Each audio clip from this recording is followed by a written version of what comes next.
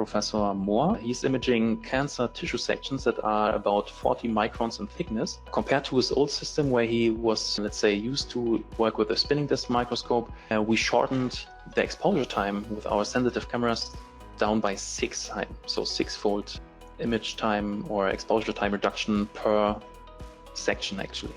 With the instant computational clearing I already said, you get this data immediately. So you don't have to wait for this kind of image here in the middle. However, in order to quantify the individual molecules that are here labeled, the idea behind this experiment is actually that you have labeled individual RNA molecules, then count them per cell.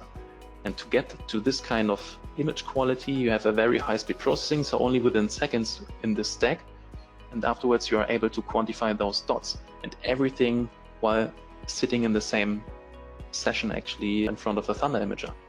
With the saved time, he can now actually upscale his experiment. So instead of having a single field of view, he's now adding huge areas to his quantification. And this, of course, makes the results more and more robust.